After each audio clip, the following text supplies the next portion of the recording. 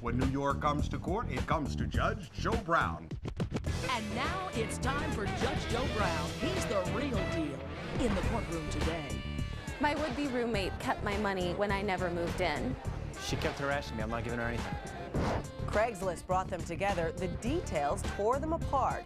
Administrative assistant Barbara Perino is suing her former roommate for a rent deposit. Defendant Sean Gallagher says the plaintiff was too demanding. Now, here's Judge Joe Brown. Now, how did you come to learn that he was seeking a roommate? Correct. There was an ad placed online, and I responded via email. What was the rent supposed to be per month? In his advertisement, he said $500 per month would include the rent and all utilities. I agreed that I would then issue a check for a security deposit. You did issue a check. How much was that check for? In the amount of $500. $500. So how about this little issue here about privacy doors or whatever that is? It's quite common in New York City to rent out a living room space. Yes. I found it was absolutely sufficient and that I would be able to put up some sort of door or curtain, and my concern only was when I might be able to get in to do that. Now what happens?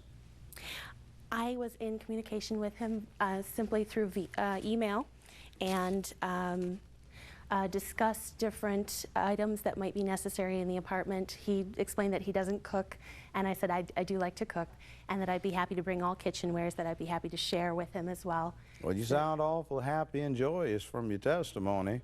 What happens to diminish the joy, so we have to come for arbitration? Absolutely. Everything was progressing very nicely, and when he sent his receipt for the security deposit that I paid, it came from a different email address. I questioned him about the email address. Who is this? Where did this come from?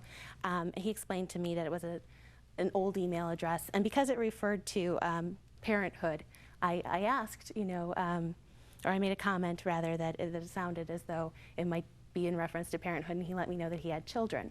However, well, now, let me point something out. He complains that he attempted to get you introduced to his children, but you declined. He offered to introduce me to his children. On the Friday night, I proposed I go to his apartment and receive a key.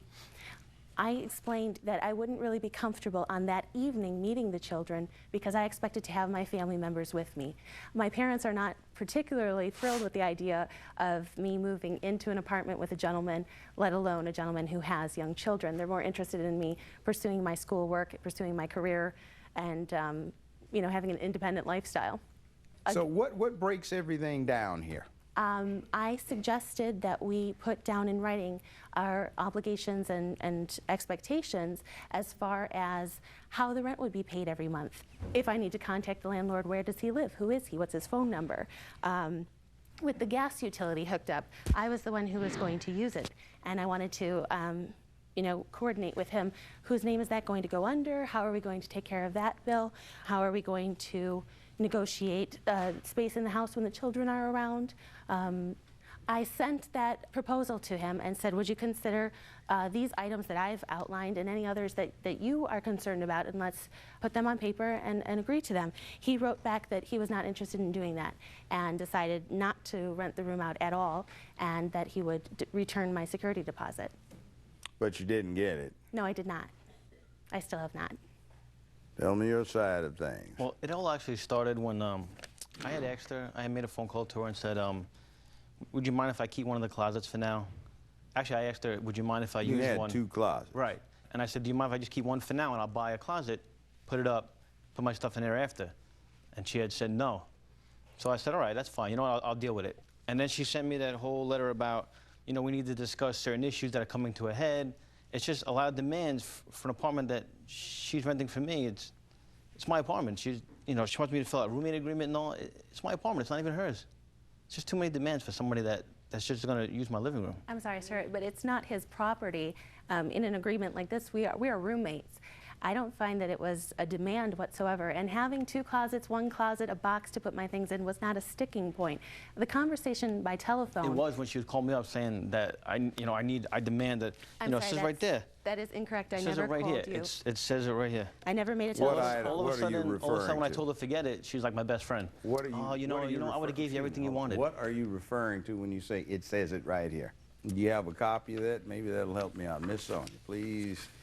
Judge needs a little assistance. Arbitrator here. What do we got? All right, there we go. Oh, okay, this one.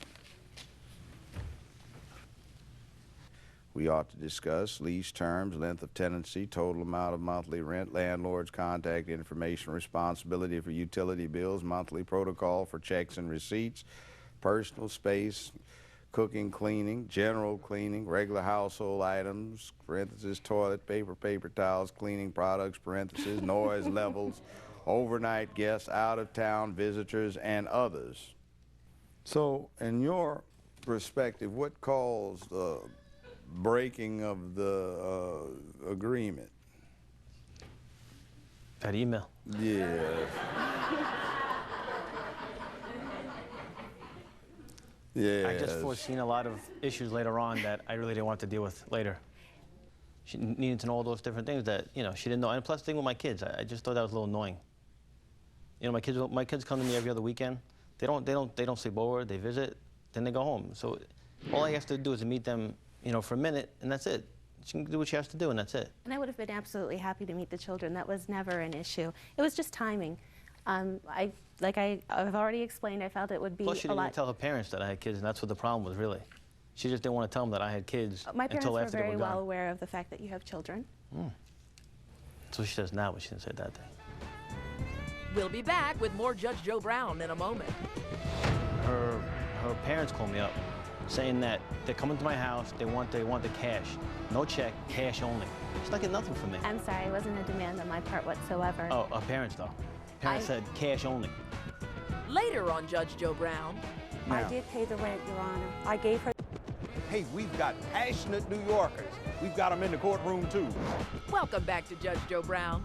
The defendant in this case says his near roommate had way too many demands for him. He says the plaintiff was moving into his apartment, but acted like it was hers. Let's listen in. Back to you. Did you send anybody the check? Yes, I sent it to her, and then I stopped the check when. Why? Because I was getting. Well, first I sent it back. Well, I sent it back. I didn't send it back. I told her I'd send it back on I think it was a Tuesday or Wednesday. I didn't actually send it out to that Friday, but she was calling me that Monday saying that she didn't get it, but she's gonna show up at my house on Tuesday and wants cash, not a check. And I thought you said that was one of her relatives, her father or something. That's later on. That's later. Yeah. So I told her, I wrote her a text message saying, don't come to my house, don't call me. If you don't receive the check by Friday, I'll give you another check. Apparently she didn't get it, so that Friday, her parents called me up saying that they're coming to my house, they want the cash. No check, cash only. So I called her back and said, you ain't getting nothing from me. Didn't she write you a check? Yeah, she wrote me a check. But, you know, had she just asked me nicely just for another check, I had no problem with that. But she's demanding cash. She's not getting nothing from me. I'm sorry, it wasn't a demand on my part whatsoever. Oh, her parents, though. Parents said cash only. I made one telephone call when I hadn't received the check in over a week. And It wasn't even a week yet. If she's calling me... It was 6 days. If she's calling... Excuse me, if we 6 discussed days. it on that Tuesday, and I tell her I'm going to mail it out that Tuesday, right? And she's calling me up on that Friday... I received a message from him. He was sending the deposit back on Tuesday, October the 17th.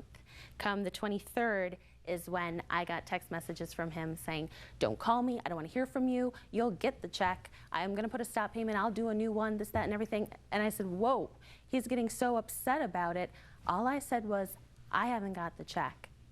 The list I of... don't want to cut you off, but I think it was a good idea you two did not move in.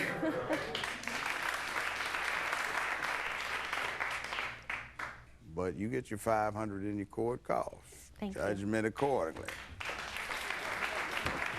This courtroom is now in recess. The plaintiff says she was pleased with the defendant. Convivial or not, the defendant was spooked by the plaintiff's attention to detail, but she gets her deposit. And now we're on to the next case.